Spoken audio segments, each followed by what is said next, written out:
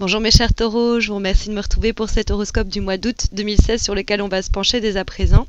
Alors, le tirage est particulièrement marqué par deux lames qui nous parlent des voyages, des déplacements. Vous allez vous dire, bon, on est au mois d'août, Miss Mojo, c'est pas difficile de nous parler de ça. Après, j'ai pas choisi les cartes, enfin si je les ai choisis, mais je les ai tirées donc au hasard. Et elles martèlent de façon importante ce tirage. Donc, ce voyage, ces déplacements ne sont pas anodins. Alors, qu'est-ce que ça nous dit par là? Ça peut nous dire, parce qu'ils sont positifs, hein, voilà ce qu'il faut y lire déjà, puisqu'on a la carte du chariot dans les aspects positifs, donc les déplacements sont encouragés, mais il y a fort à parier, comme on a aussi le mât qui vibre en haut et qui lui aussi il a son baluchon et il s'en va, il part.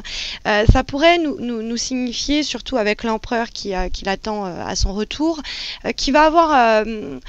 que ce voyage va être facteur de changement, de transformation, ou alors, c'est vraiment juste une histoire de timing, qu'au retour de ces vacances, de ce séjour, de ce déplacement, il y a beaucoup de choses qui vont être modifiées, des choses qui vont avoir bougé, peut-être même votre point de vue sur certains éléments. Mais on a aussi un tirage qui est particulièrement marqué par l'aspect professionnel, parce que si ces deux cartes-là, elles nous parlent de voyage, ces deux cartes-là, elles nous parlent du boulot. C'est deux lames qui symbolisent le travail par excellence et une progression visiblement en vue d'une stabilisation d'un projet. Mais il y a aussi l'idée de peut-être, pour pouvoir aller de l'avant sur le plan professionnel, devoir abandonner, quitter une situation pour se lancer un peu comme ça dans une nouvelle situation, mais où on va très rapidement poser les bases en vue de construire. C'est pas on se jette et on sait pas trop où on va. On se jette dans quelque chose de complètement nouveau, mais complètement nouveau en vue de construire ça peut être un domaine dans lequel on n'avait jamais exercé, des compétences que l'on n'avait pas encore acquises, et pourtant on se dit ok, maintenant je veux faire carrière là-dedans. Par exemple, ça peut être une idée. Et donc ça pourrait tourner autour de ce voyage. Peut-être que ça pourrait au cours de ce voyage, vous allez avoir une sorte d'illumination et vous dire ah mais en fait non, je vais pas du tout faire ça, je vais faire complètement à l'inverse. Peut-être que ce sera lié au voyage, peut-être que pas du tout. Mais bon, y a l'idée quand même, le mât, d'être un peu perdu. On pourrait perdre un peu le nord ce mois-ci. Et si, avec la carte de l'étoile, on pourrait avoir l'impression de jouer de malchance, la carte de l'étoile, ça nous parle du fait qu'il y a des moments pas toujours faciles, il y a des moments de doute, il y a des moments où on aurait envie de baisser les bras, il y a des moments où on se dit je vais jamais arriver à accomplir mes rêves, mes désirs. Donc il pourrait avoir ce côté-là.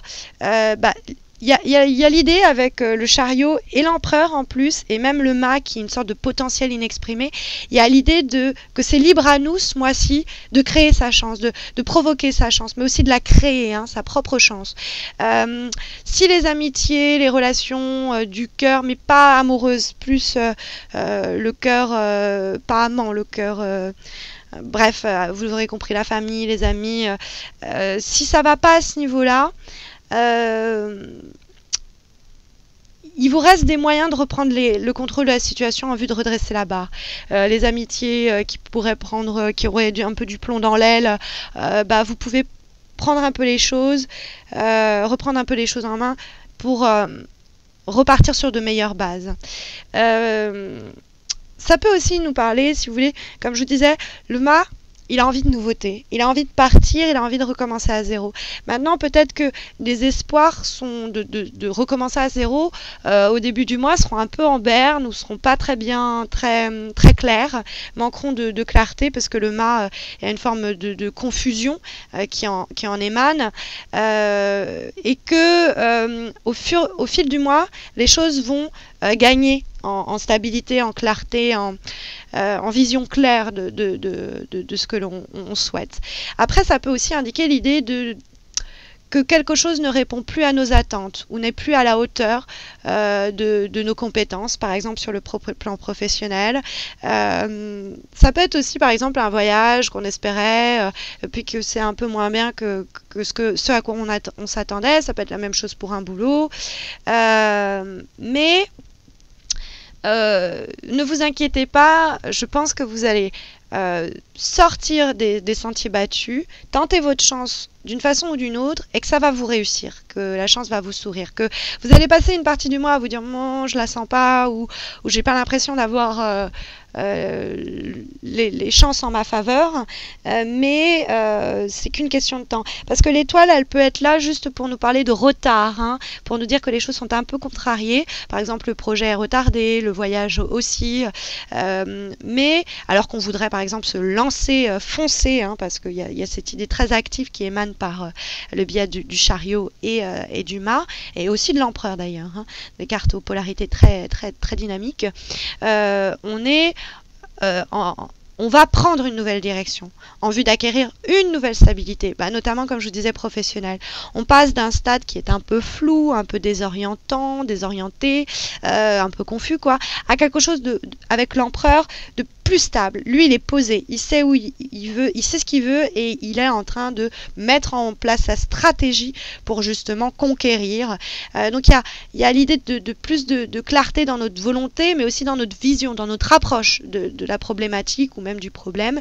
Alors il y a un flottement momentané avec cette étoile et puis et ce mât qui est possible, où on envisage peut-être d'ailleurs toutes les solutions avant de se poser, c'est-à-dire de statuer quoi.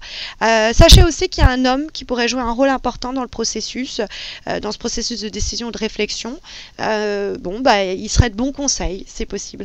Alors derrière, en cinquième carte, nous avons comme carte de synthèse, vous vous rappelez que je la tire dans le cadre du tarot Oshozen, qui est une relecture spirituelle, philosophique des lames majeures et mineures du tarot de Marseille. Et nous avons ici la carte Breakthrough. Alors en fait c'est à la maison Dieu.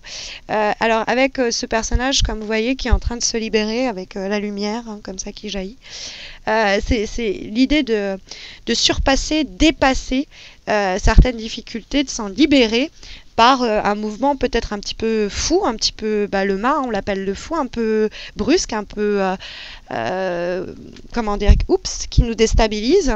Mais il y a l'idée de, il y a un peu le côté un peu chaotique. Mais le mât, il nous parle de ça, hein, quand c'est un peu brouillon hein, avec le mât.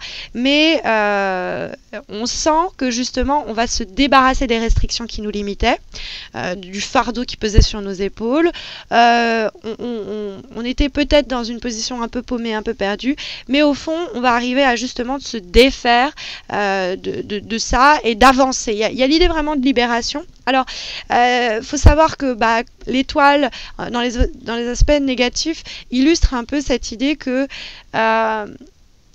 c'est l'idée que, si vous voulez, plus on s'approche de l'aube, plus on s'approche de l'aurore, de façon métaphorique, hein, quand la nuit se fait. Voilà, la nuit descend et on espère l'aurore, on espère une nouvelle aube, on espère quelque chose de nouveau. Mais au fur et à mesure qu'on s'approche de cette aurore, eh bien la nuit se fait de plus en plus noire. Donc il y a un passage obligé par des difficultés, et puis qui vont déboucher à une forme une nouvelle lumière, si vous voulez, donc une nouvelle aube. Après, un passage peut-être un peu avide, un peu difficile, mais qu'on laissera assez rapidement, je pense, au cours du mois derrière nous. Voilà, j'espère que ce tirage saura vous aider, vous guider pour ce mois. D'ailleurs, sachez que pour une guidance plus personnalisée, j'organise un concours chaque mois pour vous permettre de remporter un tirage personnalisé justement gratuit. Donc n'hésitez pas à me rejoindre sur Facebook, c'est là que ça se passe. Vous avez l'adresse de ma page Facebook en dessous de cette vidéo. Et puis, n'hésitez pas aussi à vous abonner à ma chaîne YouTube. Ça ne vous coûte rien et moi, ça me réjouit de voir que vous êtes toujours de plus en plus nombreux et nombreuses à me suivre. Ça m'encourage à continuer. Et puis, je vous souhaite à tous et à toutes de très bonnes vacances pour ceux et celles qui sont en congé. Un très bon mois d'août pour tous. Et puis, je vous retrouve à la fin de ce même mois pour les horoscopes de septembre. D'ici là, portez-vous bien.